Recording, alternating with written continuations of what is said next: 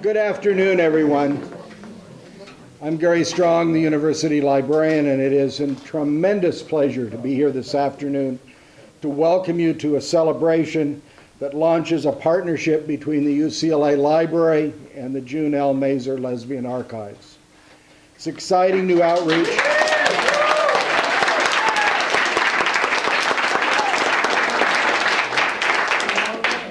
This is an exciting new outreach and collection building partnership that promises to benefit the Mazur Archives, the UCLA Library, and scholars around the world in many ways. It makes the archives collections more broadly accessible to the public.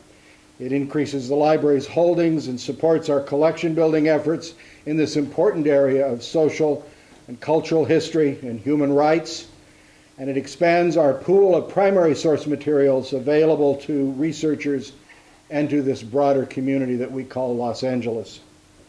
Our partnership grew out of a project initiated by the UCLA Center for the Study of Women to inventory, organize, preserve, and digitize several of Mazur's key Los Angeles-themed collections. So we owe a particular debt of thanks to the Center's director, Kathleen McHugh. Kathleen. And to April DiStefano, who ought to be recognized as well. Thank you on behalf of the library and the Mazur Archives, and we look forward to this partnership going forward, that it doesn't just stop and that this is something that is organic and that it moves aggressively forward. It is now my pleasure to introduce Anne Gianni, President of the Board of the June L. Mazur Lesbian Archive.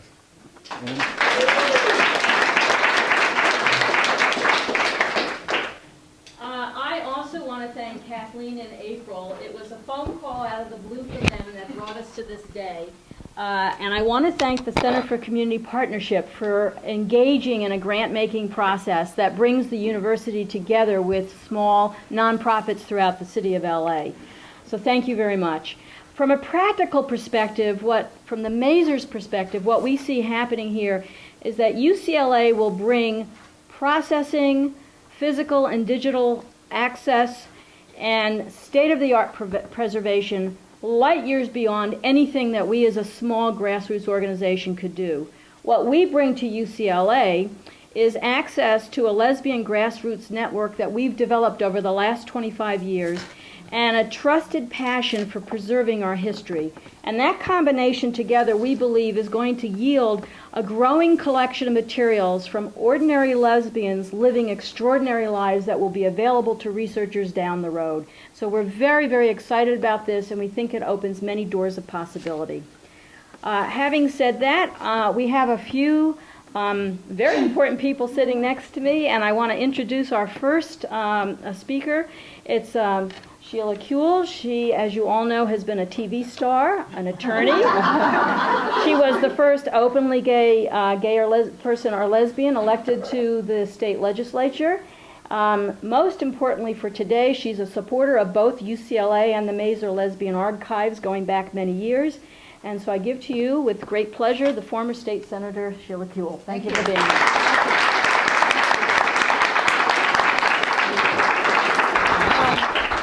Thank you, Anne. I'm really very honored to have been asked to say a few words, and the request was talk about your connection with UCLA and and with the Mazur Archives and why it's important that there should be such a collaboration. My history with UCLA goes back to 1956 when I was a senior in high school. And we were brought on a bus to come see the campus if we had considered going there. And got off the bus. It was kind of raining. It was between classes, and it was like entering a cathedral, especially the library, which wasn't Powell Library yet, but just the library. It was the most amazing place to me. People seemed to be going in every direction. It was clearly a temple of learning.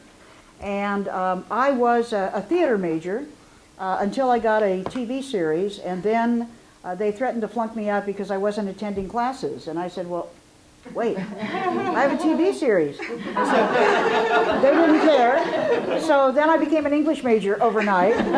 And Max Schulman, who was one of the authors that was actually being taught in the department, was writing our show. So he was my proctor, and all of my professors here at UCLA agreed they would send their exams to Max. He would give them during the lunch hour. They had little mustard smears on them and, things. And vouchsafe that I had not looked at any material unless it was an open book exam. UCLA was a very, very important eye-opener to me. I was the first person in my family to go to college. My parents had finished the 8th grade, but not beyond.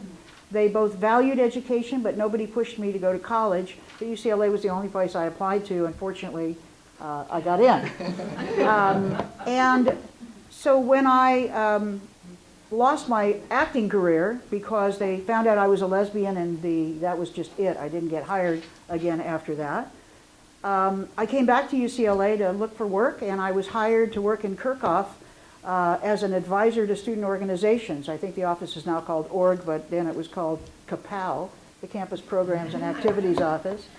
And it was 1968.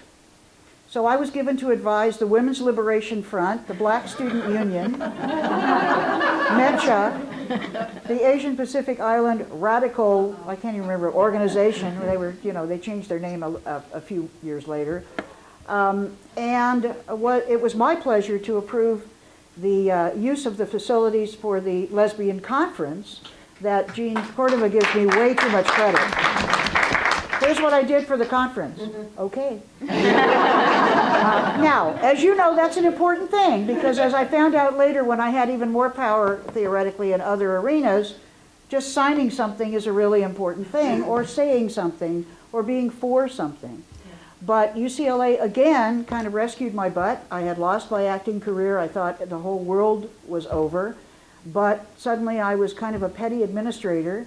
And several women, in the course of the years I was here, opened the Women's Resource Center, which is what it was called then, and it was for women.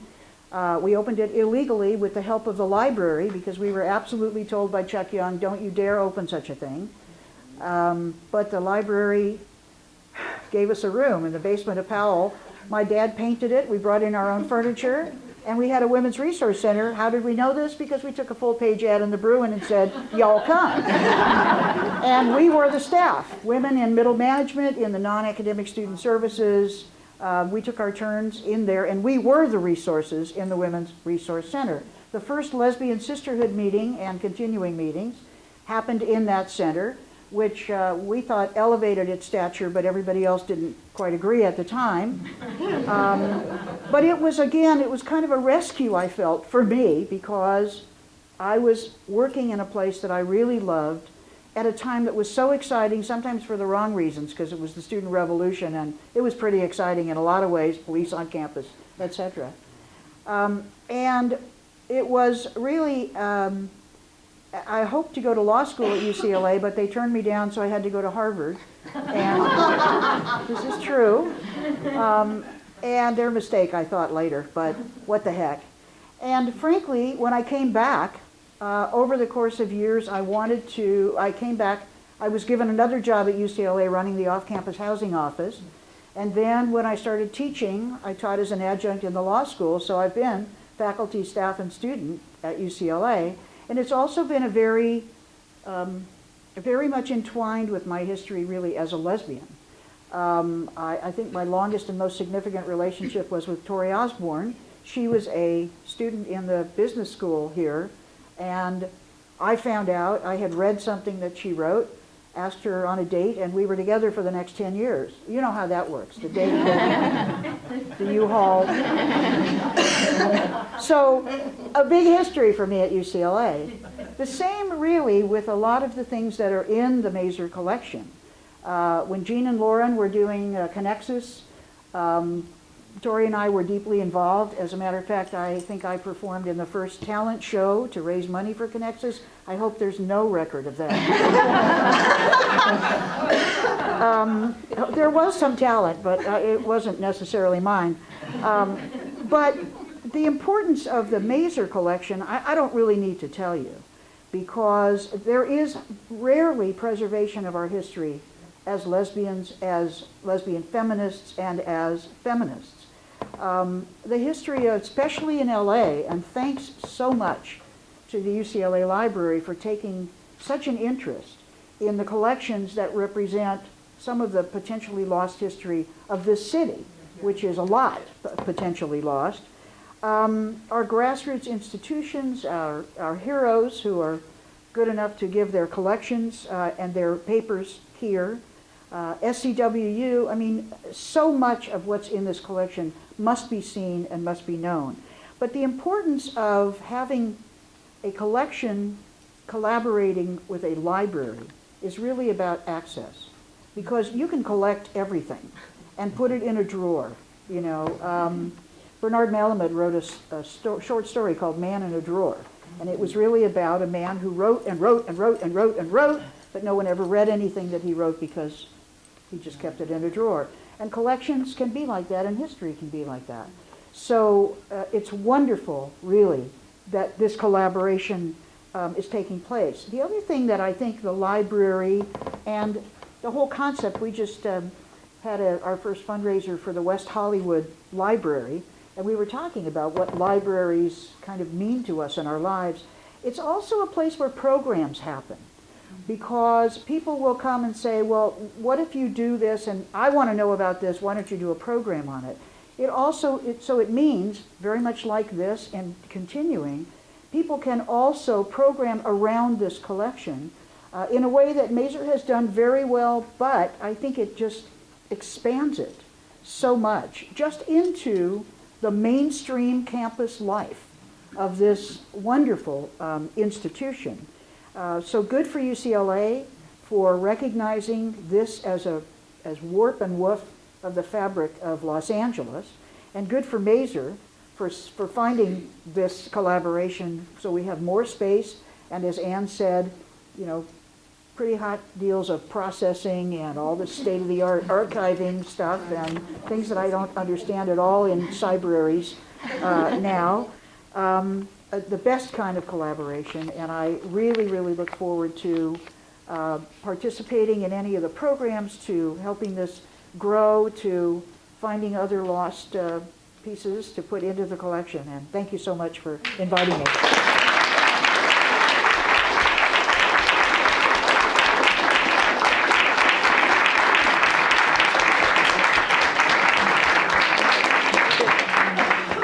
The archives got started up in Oakland in 1981, and it moved here in 84, 85, and it was a project of June Mazer and her partner Bunny McCulloch. And it originally went into their house, and then June died, and then Bunny died, and while Bunny was very ill, Jean Conger and Lauren and a whole group of people in the West Hollywood area sought a place to house the material because they knew Bunny was not going to last and it could not stay in their house. And the city of West Hollywood stepped forward and provided space in a building that's at the corner of Robertson and El Tovar. In 1989, the materials were moved from June and Bunny's house into that building, and we've been there ever since. And the board and our volunteers, our long-term volunteers, have always said that what has kept us alive has been the graciousness and the generosity of the city of West Hollywood housing us. To have a place where this material could be kept safe has been so critical and has a major contribution to this day happening. And on behalf of the city of West Hollywood, we have Mayor Abby Land, and we want to thank you very much and offer you an opportunity.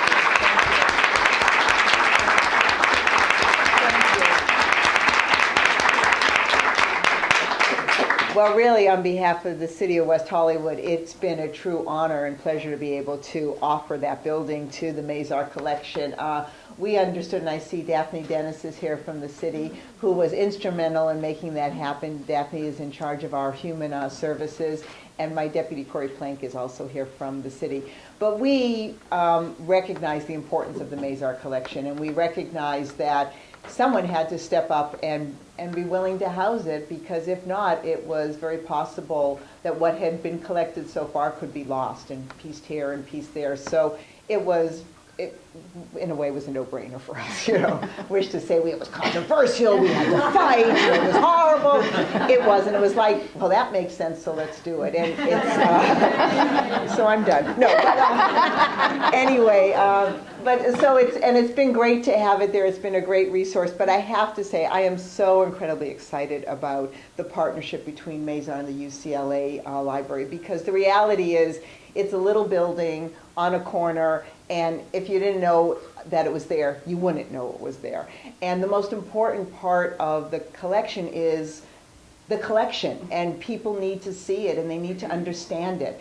And that's, you know, even though we're so thrilled it's there, it ain't going to happen in West Hollywood. It really needs a bigger venue, and I think this partnership will provide that. And I'm really excited about the opportunity of having that collection digitized and brought into the 21st century, if you would, so that you really get to take it out on the road, because the material is important and people need to know about it, and people need to understand the history. They need to understand what women and lesbians and feminists went through and go through to have our voices heard. And Sheila, you're exactly right. What the role of the community in Los Angeles, it's only there in the Mazar collection for the most part, and people need to know. They need to know the integral part that women, and specifically lesbians, played in Los Angeles. So it is so exciting that this will be happening over time. We are building a new library in West Hollywood. We'll be part of the county library system, and we're working with the county and a woman named Linda Demers, looking about different collections that we're going to incorporate into the library. And of course, we're not going to be able to incorporate the Mazar collection, we all know that, but we are looking to see how we might work in partnership and at least do special programming with the collection as we open up, so that history isn't lost. So I just want to thank all of you that support the Mazar collection, because it is support that is so critical. I want to thank UCLA for recognizing the importance, and I look forward to continuing my support and to seeing what the city can do to continue the wonderful work of the collection. Thank you.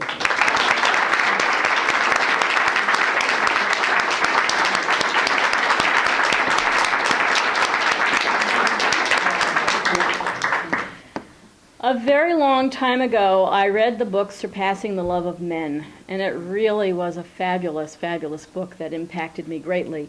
And I remember thinking, oh, I'd so much like to meet the author of this book. Little did I think that when I joined the board of the June Mazur Lesbian Archives, I would have that opportunity.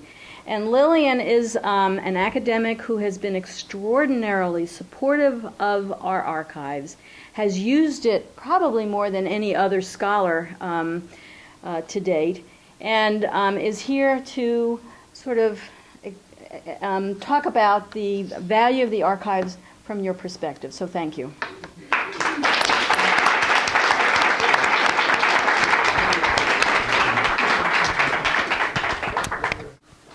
Thank you, Anne, and thank you all of you who helped make this possible. I came out into a lesbian community in 1956.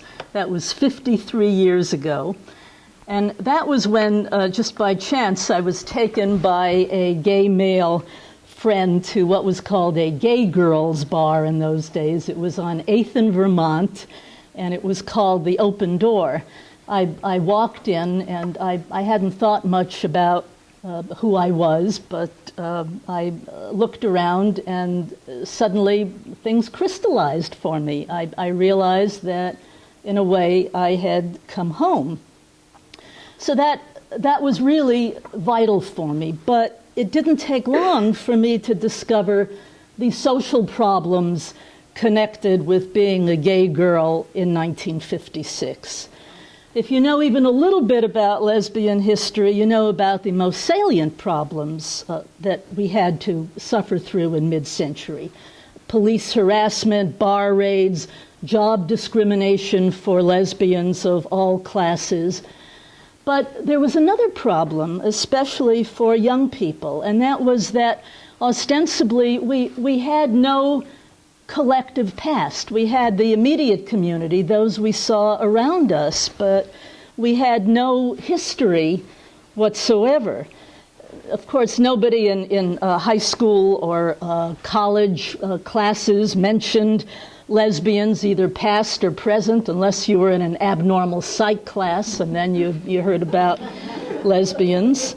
There was no easily found body of literature that would tell us about what it was like in other eras for women who loved women. If we went to the library, as I did at one point, and asked a librarian for material, we would be directed to a book like Kraft Ebbing's Psychopathia Sexualis. And so for most of us, as far as we could see, nobody before had ever felt as we did. And if they had, the message was those feelings and those lives weren't worthy of recording because they were so sick and shameful. Then something miraculous happened. In the 1970s, the lesbian feminist movement came along, and it brought phenomenal changes along those lines. Lesbian feminists insisted on learning about the history of women who loved other women, and they didn't want to read literature by hostile medical men such as Kraft Ebbing and his descendants. They wanted to read the writing of lesbians themselves, who actually knew what they were talking about. So suddenly there was a demand for lesbian voices. And all sorts of books and newspapers and magazines were produced by lesbian feminists in the 70s, and pretty soon lesbian feminist publishing was born, and pretty soon women's bookstores sprang up, and they were largely lesbian. And this was followed by the realization that we needed to make sure that none of this material that was being produced would ever be lost, and that our history would never again be lost. And that gave birth to the founding of lesbian archives. And it was happening in big cities all around the country. The first lesbian archive was in New York, and that was the Lesbian History Archive. And that sprang up in the apartment of two women, Joan Nessel and Deb Edel, and people would have to go to their apartment, and there'd be the bedroom that was sometimes closed off, and their bathroom where they took a shower or a bath, and then there'd be all of this wonderful material. It was intrusive in their lives, to say the least, but they were very, very generous about letting lesbian scholars in the lesbian community in to look at the materials. As Anne has already told you, the West Coast Lesbian Archive started in Oakland in 1981, and then Bunny and June moved to Los Angeles, and Connexus was very instrumental in getting that archive after June died, and it was named after June Mazer.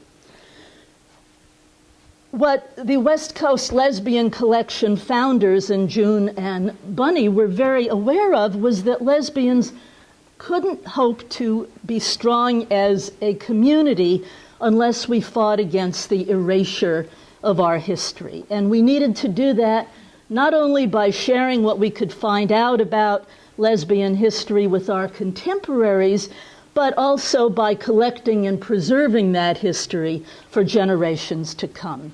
And so for more than 20 years, the June Mazer Lesbian Collection has done a heroic job of collecting and preserving lesbian history.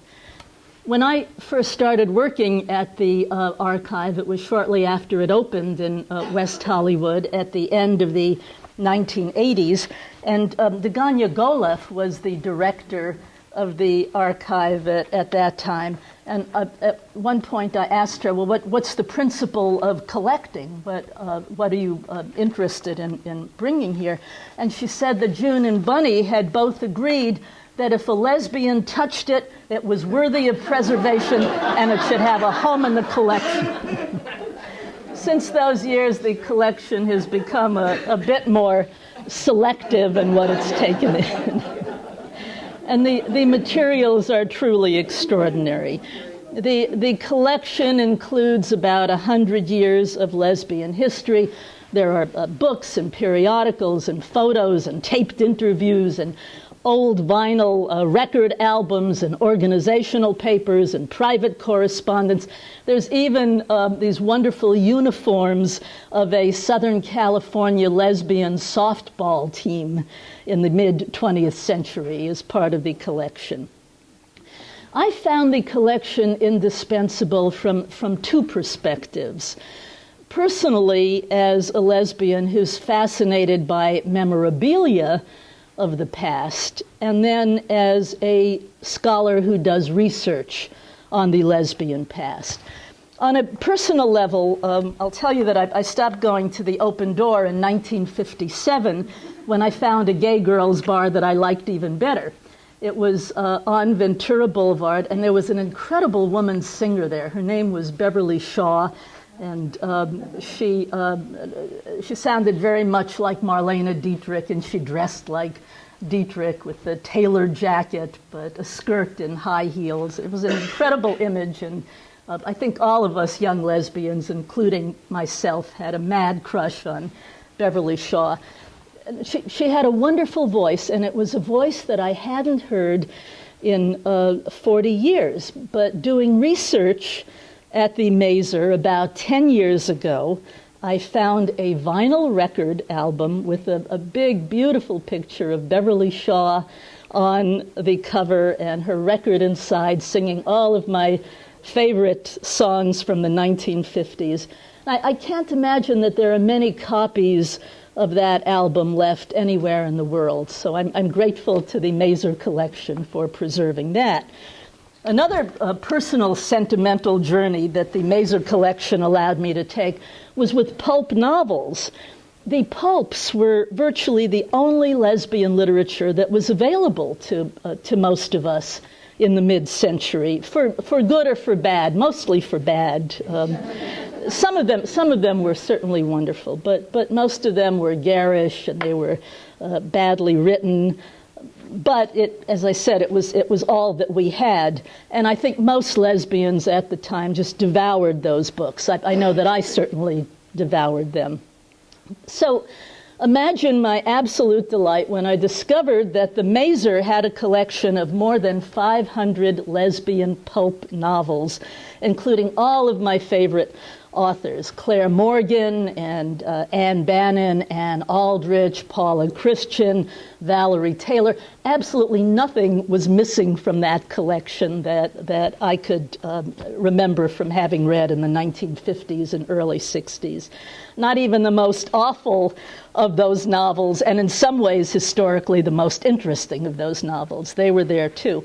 In fact, it's thanks to the Mazer collection of pulps that I got the idea for the title of my 1991 book, which is a history of lesbian life in 20th century America. I called it, after looking at that wonderful collection, I called the book Odd Girls and Twilight Lovers, because I found so many novels at the Mazer with titles such as Odd Girl Out, The Odd Ones, Edge of Twilight, A Twilight Affair, Twilight House, Twilight Lust, and then there are things like Whisper Their Love, The Whispered Sex, Women in the Shadows, Love Like a Shadow, Love in the Shadow. I could go on, but you get the idea. So finding these pulps at the Mazer was for me a personal, sentimental journey as well as an important research source. I also found invaluable material at the Mazer for my last book, which I co-authored with Stuart Timmons, Gay L.A., which is the subtitle is A History of Sexual Outlaws, Power Politics, and Lipstick Lesbians. For example, the Mazer has one of the few complete collections in the world of the first American lesbian magazine. It was called Vice Versa. It was published right here in Los Angeles from June 1947 to February 1948. There were only 9 issues published, and for each issue, the woman who later wanted to be known as Lisa Ben would type up 2 copies and 5 carbons of each copy. You could imagine how dim the last carbon was, but nevertheless, there were it was a print run of 12 copies, but they were very popular, and they passed from hand to hand, and there's good evidence that there were hundreds and hundreds of readers. It's just a unique record of American lesbian life in the 1940s. And in fact, as far as I know, and I've tried to work in that area, it's the only fairly extensive record of lesbian life at that time written by a lesbian. And if the Mazer hadn't been there to preserve it, I think the New York Lesbian History Archive might have a complete run, but that's about it. If these two archives hadn't been there to preserve, vice versa, they would have been lost to posterity. The Mazer collection also has the organizational papers of some of the most important lesbian organizations in the country, such as Daughters of Bilitis, which was the first lesbian organization in America, founded in San Francisco in 1955. The Mazer has the collection of Southern California Women for Understanding, which has been had been one of the largest lesbian organizations in the country. It started in the 1970s as a middle-class lesbian social organization, but it grew politically savvy when State Senator John Briggs threatened to get all homosexual teachers fired. You remember that was Proposition 6, if you were around, the Briggs initiative. And Southern California Women for Understanding worked together with other gay groups to stage a stunning campaign that ended in the defeat of Prop 6. And the Mazer has all of that record and 22 other years of the organizational papers of this group.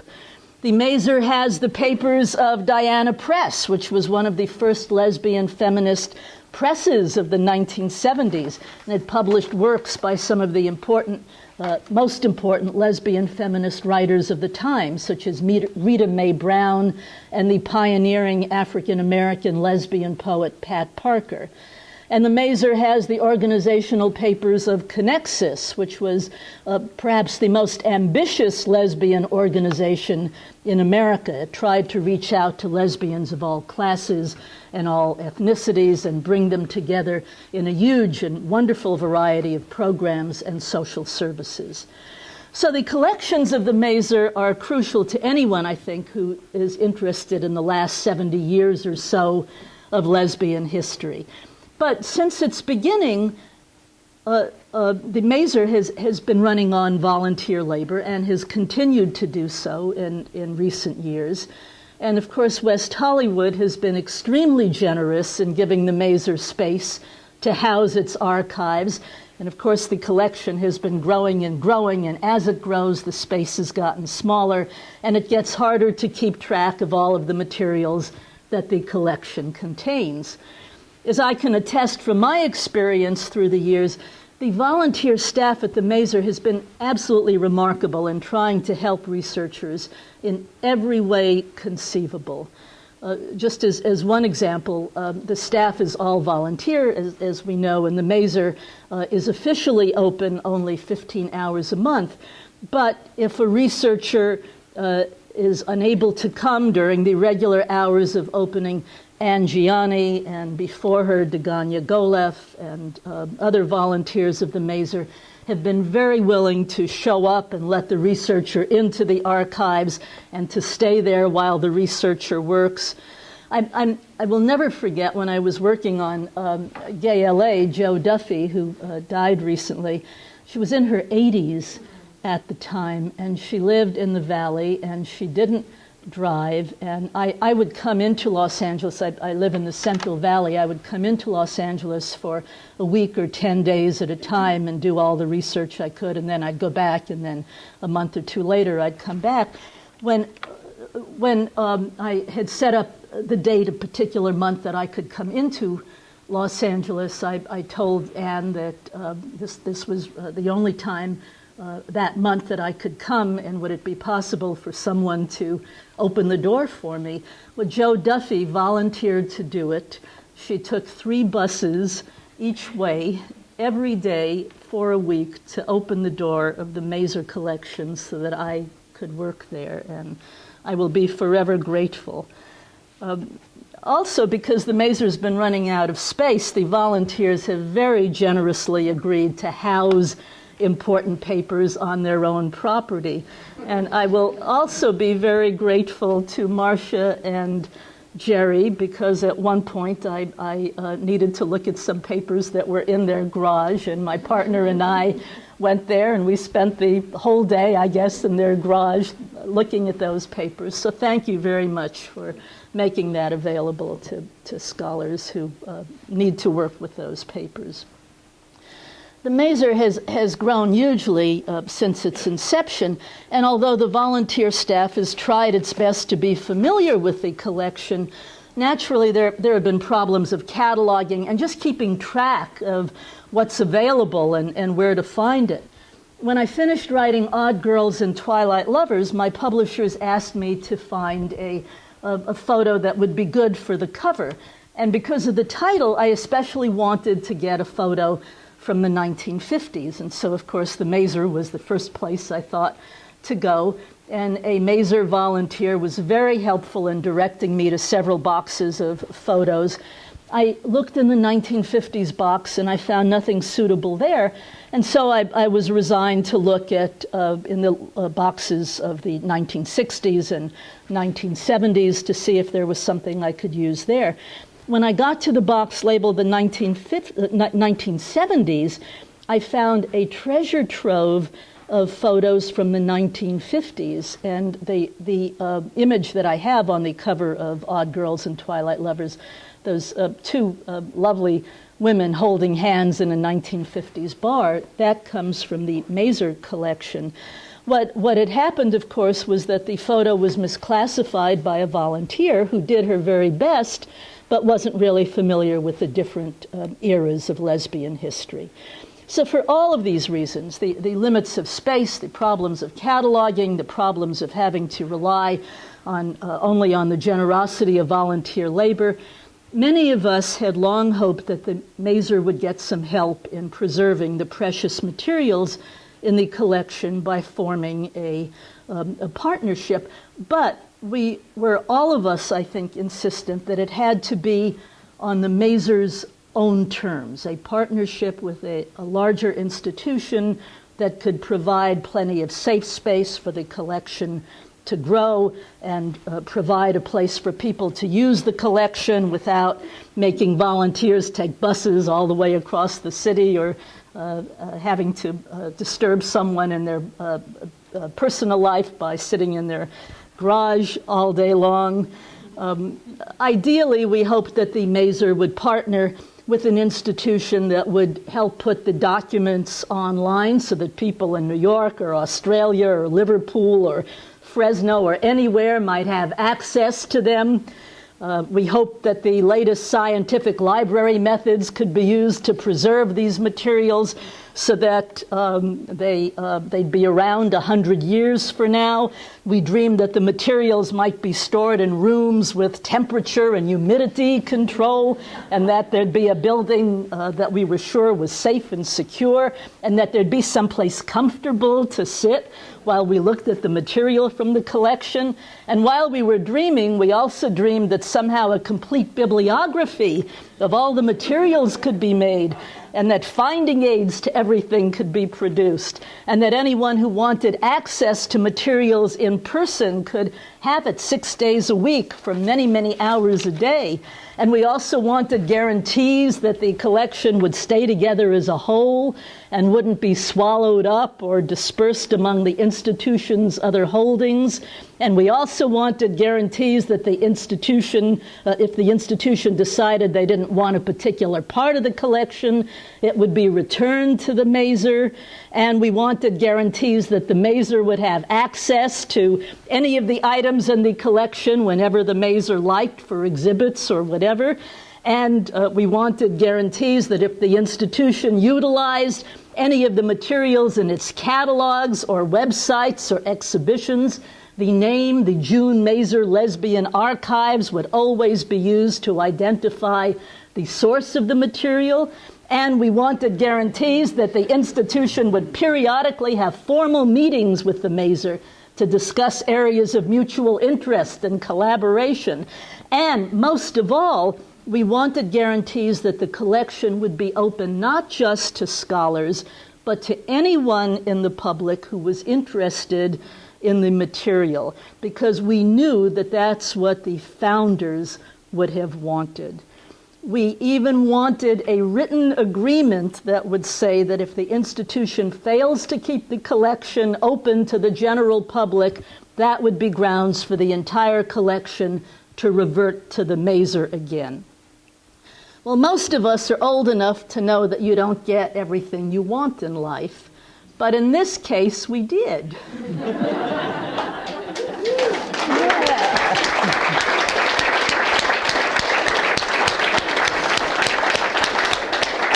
Every one of the points that I mentioned has been written into the collaboration agreement between UCLA and the Maser.